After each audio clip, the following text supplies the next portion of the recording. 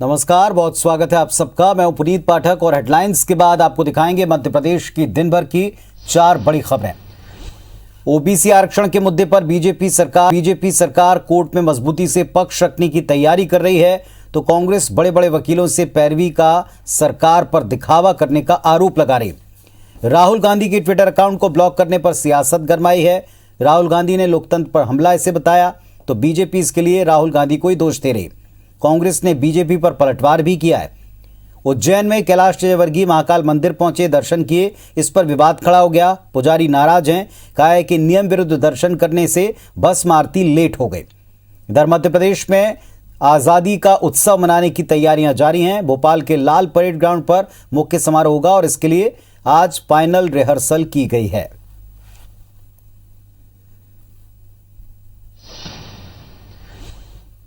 चलिए खबरें विस्तार से देखते हैं। मध्य प्रदेश में ओबीसी आरक्षण को लेकर सियासत नहीं थम रही। इस मुद्दे पर प्रदेश सरकार कोर्ट में मजबूती से पक्ष रखने के लिए बड़े वकीलों रविशंकर प्रसाद और तुषार मेहता इनको पैरवी के लिए बुलाने की तैयारी में है।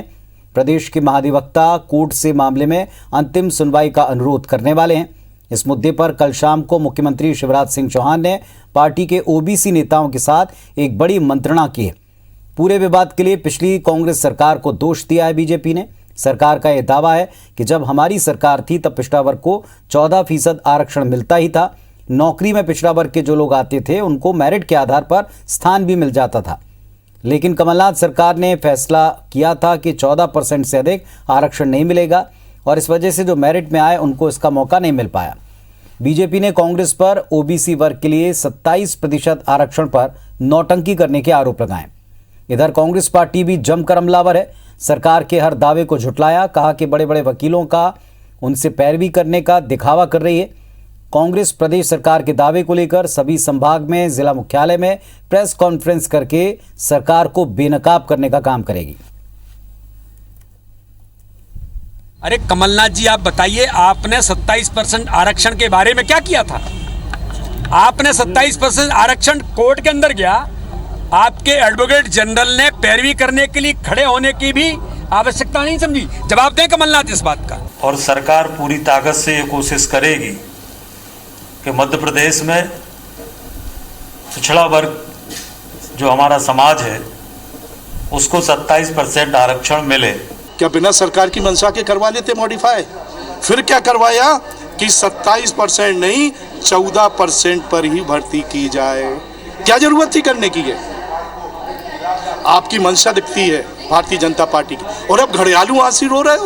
ये कांग्रेस के दबाव का, कमलनाथ जी के ने विधानसभा में इस मुद्दे को जिस तरह से उठाया उसका दबाव है कि ये कह रहे हैं हम जन यात्रा निकालेंगे, बताएंगे कि 27% हम देना चाहते हैं।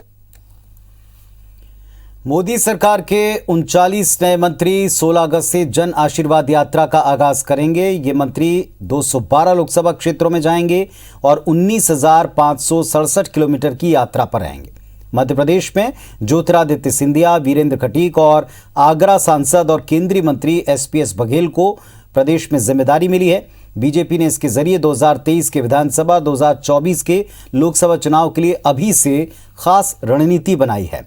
कांग्रेस ने बीजेपी को जन आशीर्वाद के बजाय जन माफी यात्रा निकालने की नसीहत दी है।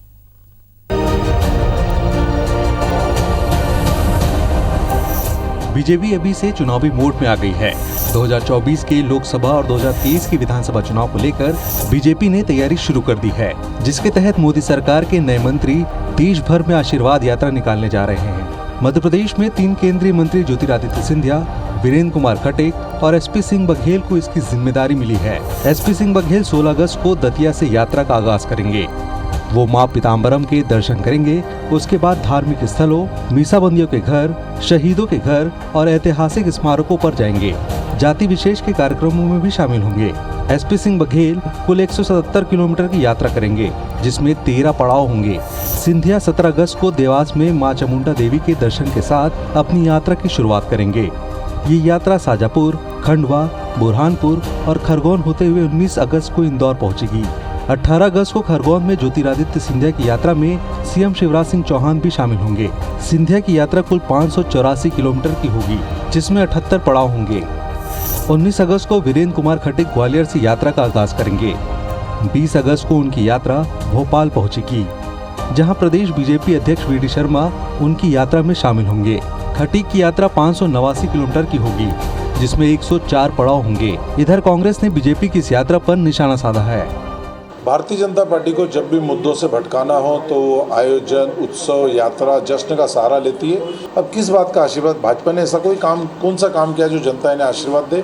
जनता को परेशान करके जन आशीर्वाद मांगना जले पे नमक छिड़कने जैसा है। मैं तो ये निवेदन करना चाहता हूँ भारतीय जनता पार्टी की सरकार से और उनके पार्टी के मुखिया से कि अगर आपको सही में बोध है लोगों की परेशानियों का और अपना कर्तव्य बोध है तो आप जन आशीर्वाद यात्रा नहीं निकालिए। आप जन जन माफी योजना, घर घर माफी योजना के साथ में यात्रा निकाले। जन आशीर्वाद यात्रा जनसंपर्क यात्रा है। हमारे नेता पथ पर बैठकर एसी कमरों में बैठते नहीं है। याद होगा 15 महीने कांग्रेस की सरकार रही, कमलनाथ जी 1.5 जिले भी नहीं गए। खास बात यह है कि बीजेपी ने सिंधिया को मालवा की कमान सौंपी है। बीजेपी में शामिल होने के बाद सिंधिया ने जुलाई के पहले हफ्ते में रतलाम, मंदसौर और नीमच का दौरा किया था। सिंधिया भी हमेशा मालवा से उनका आत्मीय रिश्ता बताते आए हैं। लिहाजा बीजेपी ग्वालियर चंबल के बजाय मालवा में सिंधिया की लोकप्रियता का ज्यादा फायदा लेना चाहती है। साथ ही यात्रा के केंद्र बिंदु में सिंधिया को शामिल कर भविष्य की राजनीति के संकेत भी देना चाहती है। Sudhir Dantotiya, IB student report, Bhopal. और हमारे सहयोगी सुधीर दंडोतिया इस वक्त हमारे साथ में लाइव जुड़ रहे हैं। सुधीर, एक तो सिंधिया को जिस जगह, जिस इलाके की कमान दी गई वो मालवांचल है, उस इलाके में शिवराज जी भी ज्वाइन करेंगे। ऐसा लगता है कि जैसे एक कार्यक्रम से कई बिंदुओं को साधने का प्रयास हो रहा है। देखिए, निश्चित तौर पर पुनीत, अगर बात करें तो खासकर 2023 के जो चुनाव मध्य प्रदेश में अंदर होने हैं या फिर 2024 के लोकसभा चुनाव की बात करें, ज्योतिरादित्य सिंधिया का प्रभाव ग्वालियर चंबल अंचल में माना जाता है और मालवा निमाड़ में उनके जो पारिवारिक जो संबंध हुआ करते थे, उनकी रियासतकालीन जो संबंध थे, उन संबंधों को कैश कराने की बीजेपी कोशिश कर रही है।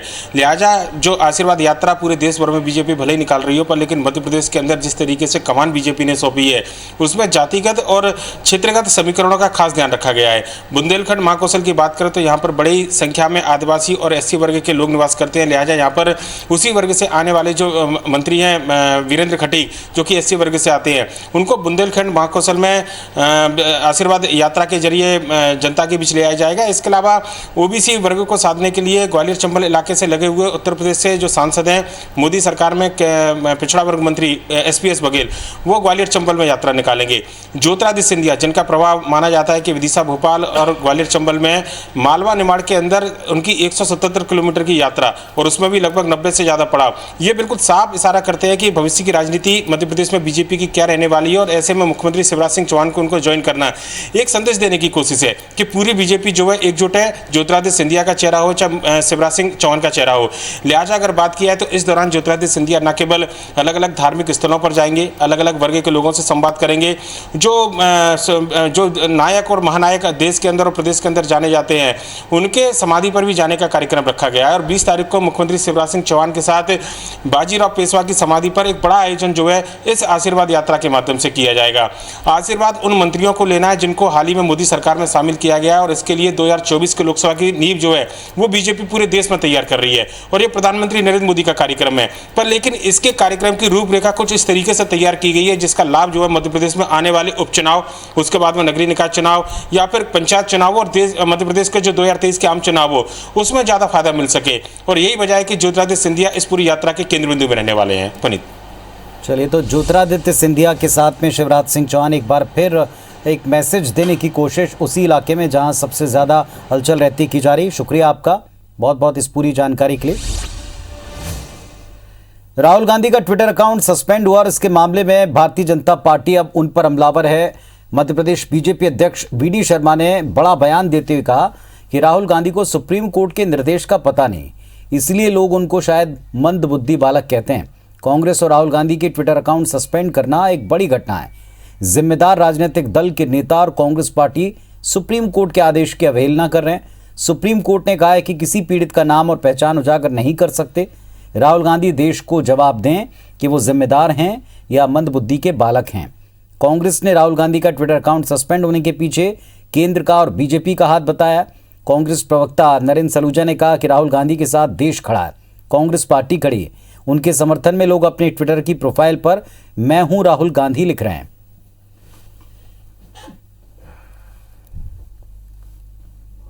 किसी पीड़िता के नाम को और उसकी पहचान को आप उजागर नहीं कर सकते। राहुल गांधी जी को इस देश को एक जवाब देना चाहिए। आप जिम्मेदार हैं कि आपके बारे में जो लोग कहते हैं वही ठीक है। क्या आप मंद बुद्धि के बालक हैं? मैं नहीं कहना चाहता हूँ। समय समय पर भाजपा के नेताओं भी किसी पीड़िता के किसी परिजन के साथ फोटो डालते हैं, लेकिन निश्चित तौर पे ये जो कार्रवाई की गई है कहीं ना कहीं भाजपा के नेताओं के इशारे पे की गई है और भाजपा नेता चाहते नहीं कि राहुल गांधी जी जनता की आवाज़ उठाएं, लेकिन पूरे देश में इसका विरोध हो रहा है। हर व्यक्ति कांग्रेस का जो है वो अपना प्रोफाइल राहुल गांधी के नाम पर अपने नाम पर लगाकर यह संदेश दे रहा है कि हम सब राहुल गांधी हैं, हम सब राहुल गांधी के साथ हैं। बीजेपी महासचिव कैलाश विजयवर्गीय, विधायक रमेश मेंदोला और विधायक आकाश विजयवर्गीय आज उज्जैन में भगवान महाकाल के दर्शन करने पहुंचे, लेकिन उनके दर्शन को लेकर विवाद हो गया। पुजारियों ने आरोप लगाया कि कैलाश विजयवर्गीय ने नियमों के खिलाफ गर्भगृह में जाकर दर्शन किए।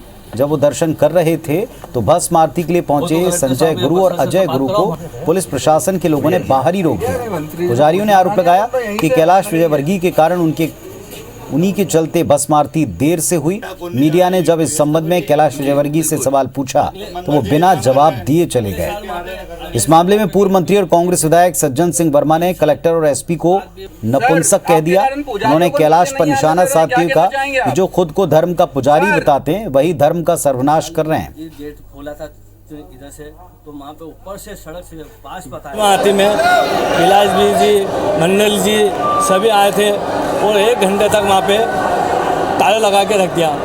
मैडम को मैंने कहा मैडम आप आओ, कौन भी आओ, ताला खोलो, हम कैसे क्या करेंगे। मैडम ने खुद आई नहीं, मैडम भी नहीं आई, कौन भी नहीं आया इसमें। अब पुजारी कब से 1 घंटा से वहाँ से मर्जमारी कर दिया। अब वो बोलिया पुजारी हम पट नहीं खोलेंगे, फिर कौन खोलेगा। ये ऐसी व्यवस्था कर लेंगे हम जब तक पट नहीं खोलेंगे। अपने आप को धर्म के पुजारी बोलते हैं ना भाजपा आरएसएस के लोग, सबसे पहले धर्म का सर्वनाश ही लोग करते हैं। क्या एसपी कलेक्टर नपुंसक है क्या कि डरते हो ट्रांसफर से? प्रदेश सरकार के कृषि मंत्री कमल पटेल ने केंद्र सरकार से मूंग खरीदी 25% से बढ़ाकर 40% लक्ष्य करने का आग्रह किया। IBC 24 से बातचीत में कृषि मंत्री ने कहा कि MSP पर चना, सरसों, मूंग, मसूर की खरीदी की जाती है। 25% के हिसाब से भारत सरकार मूंग खरीदी कर रही है। उन्होंने कहा कि हमें 2,40,000 मीट्रिक टन खरीदी की अनुमति थी, अभी तक हम 1,10,000 मीट्रिक टन मूंग खरीद चुके हैं।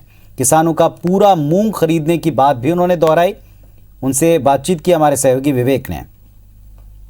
मध्य प्रदेश सरकार किसानों से मूंग खरीदी कर रही है, लक्ष्य केंद्र सरकार ने बढ़ाया है, लेकिन अभी और डिमांड मध्य प्रदेश सरकार की तरफ से की जा रही है कि और ज़्यादा जो लक्ष्य है बढ़ाया जाए। हमारे साथ कृषि मंत्री कमल पटेल जी, उनसे बातचीत करते हैं। सर, जो उत्पादन हुआ उसकी तुलना में खरीदी के लिए जो लिमिट है वो काफ़ी कम है। देखिए, अभी तक जो व्यवस्था रही है समर्थन मूल्य पर चना, सरसों, मसूर, मूंग और दलहनें जो खरीदी जाती है, तिलहन खरीदा जाता है, ये उत्पादन का 25% भारत सरकार खरीदती ताकि उसका मूल्य किसान को अच्छा मिल सके।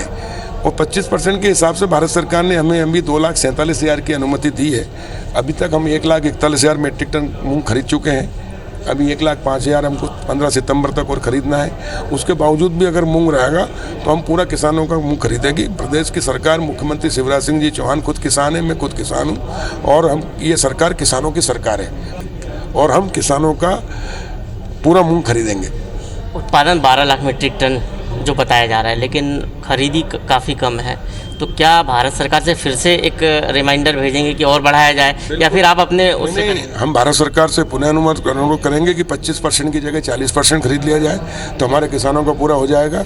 और उसके बावजूद भी प्रदेश सरकार भी माननीय मुख्यमंत्री जी से भी हमने निवेदन किया है कि अगर ये पूरा होने के बाद में किसानों का रहता है तो समर्थन मूल्य दिलाने के लिए, मूंग के भाव अच्छे रखने के लिए प्रदेश सरकार भी मूंग खरीदेगी। तारीख खरीदी की बढ़ाएंगे या फिर अभी पर्याप्त? अभी तो 1 महीना भी समय है हमारे पास और 15 सितंबर तक हम खरीद रहे हैं और प्रतिदिन खरीदी हो रही है। और किसान भी FAQ का जो मूंग है वो हम पूरा खरीद रहे हैं और एक एक दाना FAQ का किसानों से खरीदेंगे। किसानों को चिंता करने की जरूरत नहीं है। मध्य प्रदेश सरकार किसानों का एक एक दाना खरीदेगी मूंग का, और जो मूंग उत्पादक किसान हैं उनको सरकार की तरफ से आश्वासन दिया गया है कि किसी भी प्रकार की उनको दिक्कत नहीं आएगी। राज्य सरकार केंद्र से फिर आग्रह करेगी कि मूंग खरीदी का कोटा बढ़ाया जाए। कैमरा पर्सन अमरीश के साथ विवेक पटिया, IBC 24 भोपाल। आत्मनिर्भर नारी से संवाद इस कार्यक्रम के माध्यम से माननीय प्रधानमंत्री नरेंद्र मोदी ने आदिवासी बेटी चंपा सिंह से संवाद किया, जिसमें उन्होंने जिले की बेटी चंपा के कृषि सखी के रूप में किए जा रहे कार्यों और संघर्षों को अनुकरणीय बताया। प्रधानमंत्री नारी शक्ति को समाज में परिवर्तन का वाहक उन्होंने बताया और कहा कि यदि नारी शक्ति ठान ले तो वो घर परिवार समाज में सामाजिक आर्थिक परिवर्तन ला सकती है। जिले में 6,698 स्व सहायता समूह से 78,810 परिवार जुड़े हैं। समूह द्वारा बनाए गए उत्पादों को ऑनलाइन आजीविका मार्ट पोर्टल के माध्यम से विक्रय किया जा रहा है। अकेले जिले में 20 लाख रुपए से ज्यादा की बिक्री आजीविका मार्ट पोर्टल के माध्यम से की जा चुकी है।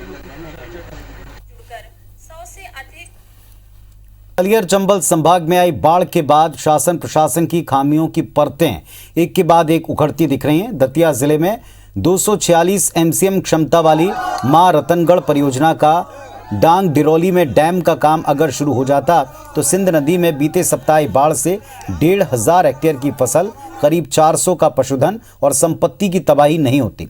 डैम में नदी का ओवरफ्लो पानी डाइवर्ट कर उस वेग को कम किया जा सकता था, जिससे 3 पुल टूटने से बच सकते थे।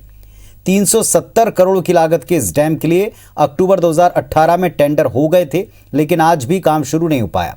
मामला भी वन विभाग से मिलने वाली जमीन में उलझा और अटका है। इसमें कांग्रेस सवाल उठा रही है।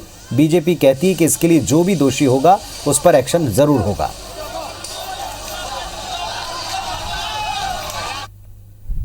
अरबों खरबों रुपए का ये घोटाला हुआ है और ये घोटाले का तो कारण ये जनता भुगत रही है। ये एक नहीं है, ये ऐसे अनेक मिल जाएंगे आपको उदाहरण। कोई बड़ी आपदा से निपटा जा सकता था और काफी हद तक हमको कम से कम ये जितनी भी विष का झेलना पड़ी है जनता को, त्रासदी नहीं झेलना पड़ती। ये जो आपदा और बाढ़ से जो तबाही हुई है, इसको तीव्र गति से पुनर्निर्माण के लिए एक हाई लेवल कमेटी का गठन हुआ है, जिसमें 11 विभाग, उनके मंत्री, CS, ACS, PS इन सभी को कोऑर्डिनेशन में शामिल कर तीव्रता से निर्माण हो, यह सुनिश्चित किया जा रहा है। टोक्यो ओलंपिक में भारतीय हॉकी टीम के खिलाड़ी विवेक सागर के गांव की तस्वीर बदल रही है। होशंगाबाद जिले के इस गांव में सालों से सड़क की राह देख रहे लोगों को जल्द पक्की सड़क मिल जाएगी। कई साल तक जिस कच्ची सड़क से विवेक घर आते जाते रहे, अब मेडल मिलने के बाद वो पक्की सड़क से अपने घर पहुंचेंगे। सड़क बनने से परिवार और गांव के लोग भारी खुश हैं। 6 फीट की CC रोड का निर्माण कार्य पूरा हो रहा है। विधायक विजय पाल सिंह ने सड़क बनाने के लिए विधायक निधि से करीब 4 लाख रुपए की राशि दी। जल्दी गांव में स्ट्रीट लाइट लगने वाली हैं। विधायक विजय पाल सिंह ने बताया कि जब टोक्यो ओलंपिक में भारतीय हॉकी टीम की जीत हुई तो वे टीम में शामिल खिलाड़ी सागर के गांव चांदौन पहुंचे। उन्होंने देखा कि खिलाड़ी के घर तक का रास्ता कच्चा था। और सबसे अच्छी चीज़ ये भी हुई है कि हमारे घर की रोड जो सामने से बहुत सालों से बनी नहीं थी, यहाँ भी पक्की सड़क बन चुकी है।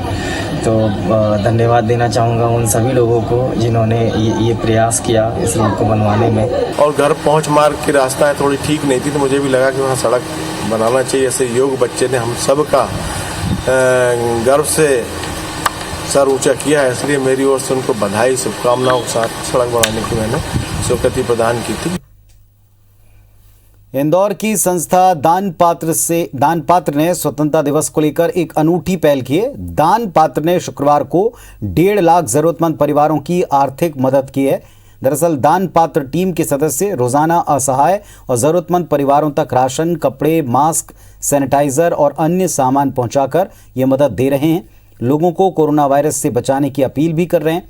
टीम के सदस्य रोजाना हजारों राशन के किट बना करके बांटते हैं। आपको बता दें कि दान पात्र एक ऑनलाइन निःशुल्क प्लेटफॉर्म है जिसकी मदद से घरों में उपयोग में न आने वाले पुराने सामान को कलेक्ट किया जाता है, फिर उसे उपयोग लायक बनाकर जरूरतमंद परिवारों तक पहुंचाया जा रहा है।